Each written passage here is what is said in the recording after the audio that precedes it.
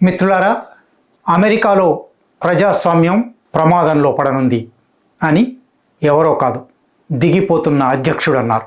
సాధారణంగా అమెరికాకు ఎన్నికైన అధ్యక్షులు 4 సంవత్సరాల పదవీ కాలం ముగియగానే చివరి 2 రోజుల్లో 3 రోజుల్లో వీడ్కోలు ఉపన్యాసం అని చేస్తారు.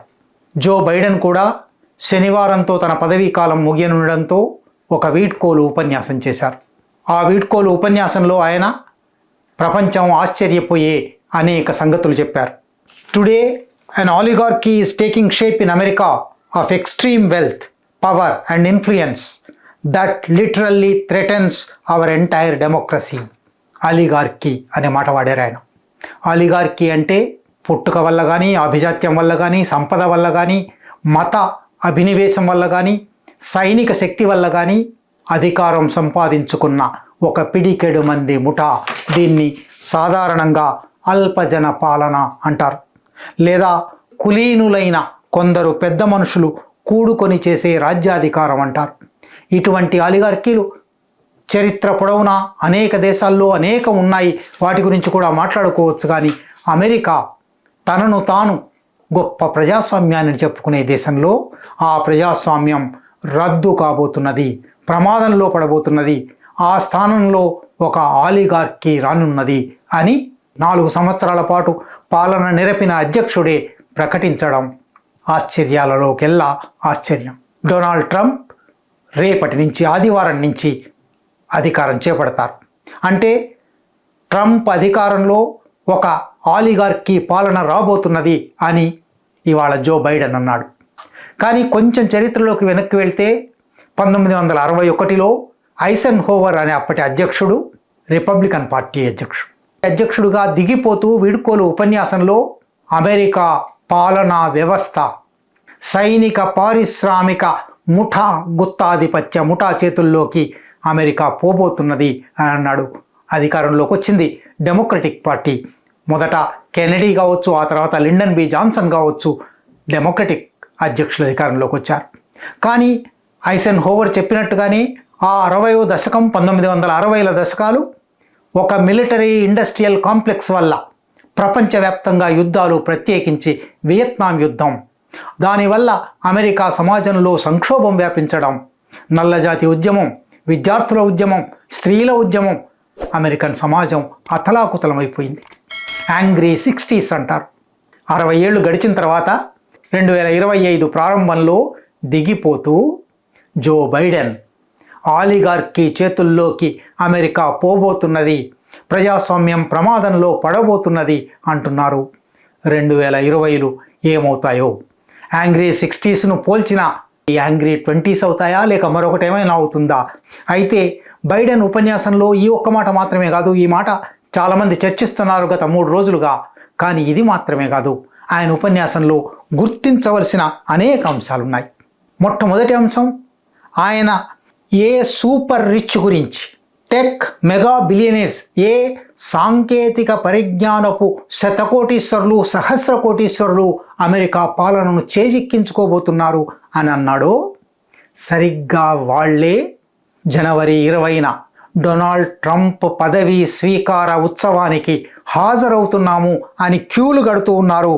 టెస్లా ఎక్స్ యజమాని ఎలాన్ మస్క్, మెటా యజమాని మార్క్ జుకర్బర్గ్, ఆల్ఫాబెట్ యజమాని సుందర్ పిచ్చై, అమెజాన్ యజమాని జెఫ్ బెజోస్, యాపిల్ యజమాని Tim Cook, venture capitalist Mark Andreessen, TikTok యజమాని షౌజీ చూ లాంటి ఎంతోమంది ట్రంప్ పదవీ స్వీకార ఉత్సవంలో మేము పాల్గొంటాము అని అన్నారు.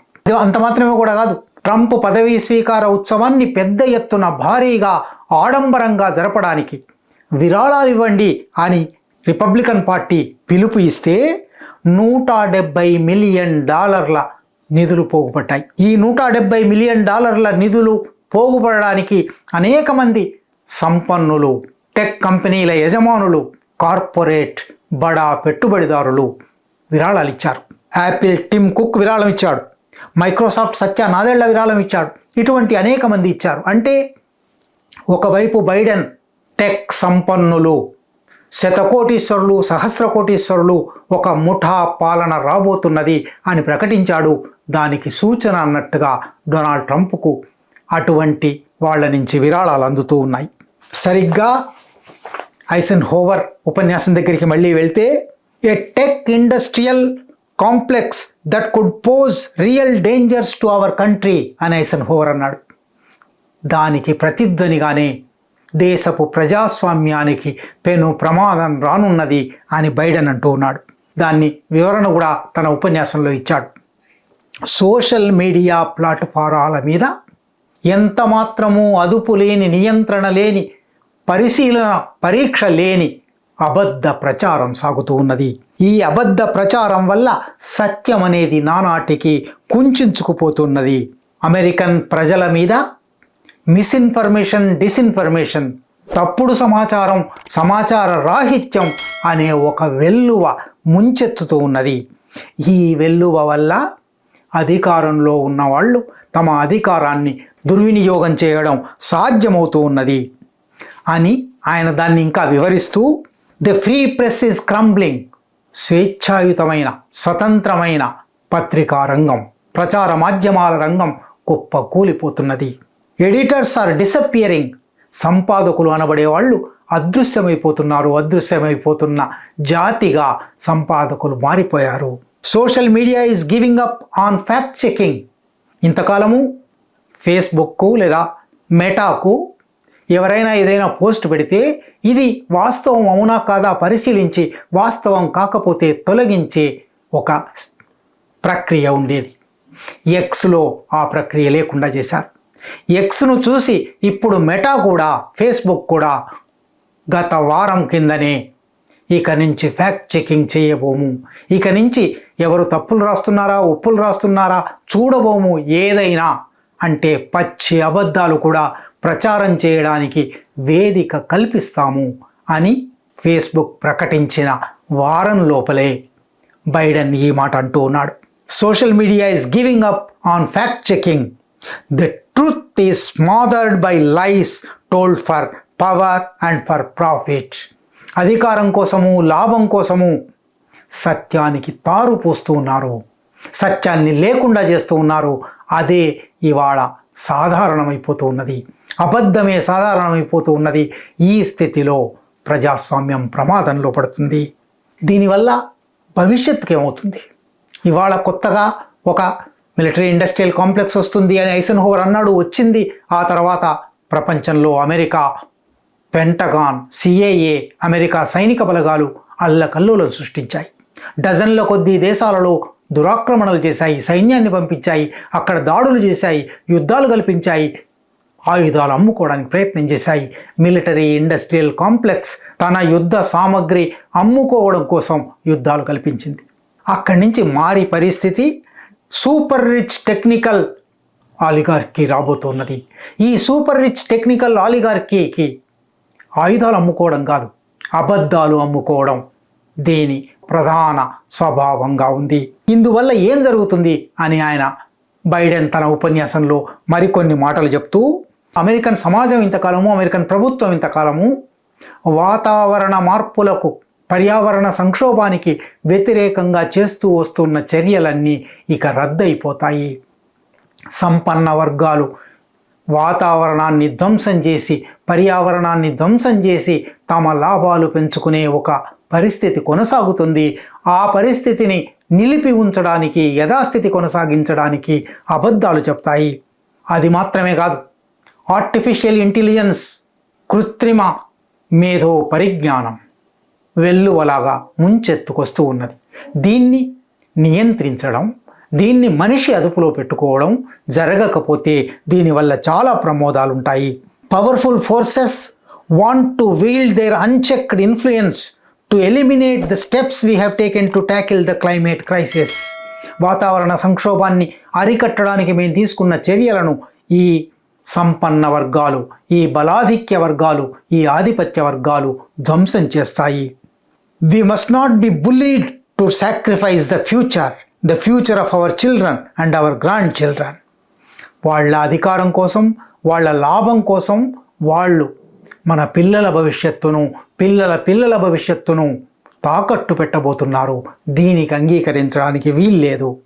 అదే సందర్భంలో most consequential technology of our time, perhaps all time, మన కాలంలో తలెత్తిన అత్యంత తీవ్రమైన పరిణామాలు కల్పించే ఒక కొత్త సాంకేతిక పరిజ్ఞానం ఆర్టిఫిషియల్ ఇంటెలిజెన్స్ మన కాలంలో మాత్రమే కాదు, ఎల్లకాలానికి భవిష్యత్తుకంతా తీవ్రమైన పరిణామాలు కలగజేయబోయే ఈ ఆర్టిఫిషియల్ ఇంటెలిజెన్స్, దీనికి పొటెన్షియల్ డేంజర్స్ ఉన్నాయి, ప్రమాదాలు ఉన్నాయి. Without adequate safe guards in place, సరైన ముందు జాగ్రత్త చర్యలు, రక్షణ చర్యలు చేపట్టకుండా దాని గొలుసులు విప్పకూడదు. AI could span new threats to our rights, our way of life, to our privacy, how we work and how we protect our nation. Artificial intelligence అనేది మన హక్కుల మీద, మన జీవన విధానం మీద, మన వ్యక్తిగత గోప్యత మీద, మనం ఎట్లా పనిచేస్తామనే దాని మీద, మనం మన జాతిని ఎట్లా రక్షించుకుంటామనే దాని మీద తీవ్రమైన ప్రభావాలు కలుగజేస్తుంది, తీవ్రమైన ప్రమాదాలు కలుగజేస్తుంది. దీన్ని ఎట్లా రక్షించుకుంటాము? ఇది నిజానికి ఒక డెమోక్రటిక్ పార్టీ అధ్యక్షుడి వైపు నుంచి వచ్చిన చాలా మంచి మాటలు అనుకోవచ్చు, కానీ అమెరికాకు సంబంధించినంత వరకు, లేదా అమెరికా విదేశాలతో నెరిపే సంబంధాలకు సంబంధించినంత వరకు డెమోక్రట్లకు రిపబ్లికన్లకు మధ్య తేడా ఏమీ లేదు. యుద్ధాన్ని ఆపేస్తాను అని అధికారంలోకి వచ్చిన ఎన్నికల ప్రచారంలో చెప్పిన ట్రంప్ ఇంకా పదవి చేపట్టకముందే కెనడాను 51వ రాష్ట్రంగా చేసుకుంటాను, మెక్సికోను ఆక్రమిస్తాను, అంటే మరిన్ని యుద్ధాలు చేస్తాను అని ప్రకటించాడు.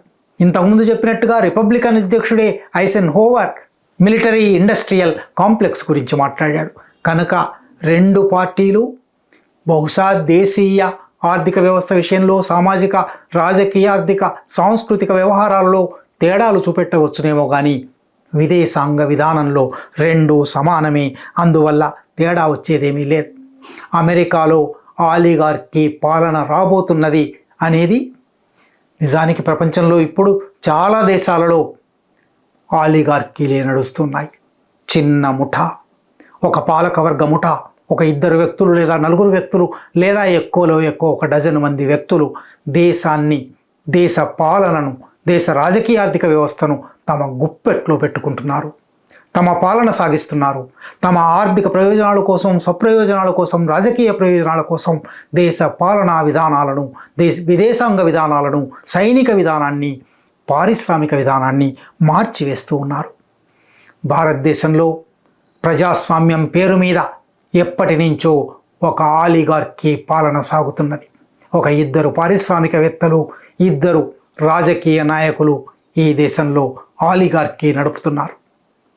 అమెరికాలో ఇంకా పెద్ద పారిశ్రామిక వ్యవస్థ కాబట్టి, ఇంకా పెద్ద ఆర్థిక వ్యవస్థ కాబట్టి కొంతమంది కార్పొరేట్లు తమ చేతుల్లోకి పాలనాధికారాన్ని తీసుకొని, అందుకోసం ఎన్నికల వ్యయానికి అవసరమైన నిధులు వాళ్ళు ముందే ఆ అభ్యర్థులకు ఖర్చు పెట్టి ఆ అభ్యర్థులను తమ చేతుల్లో పెట్టుకొని ఆలిగార్కీ చేతుల్లోకి పాలన వస్తూ ఉన్నది.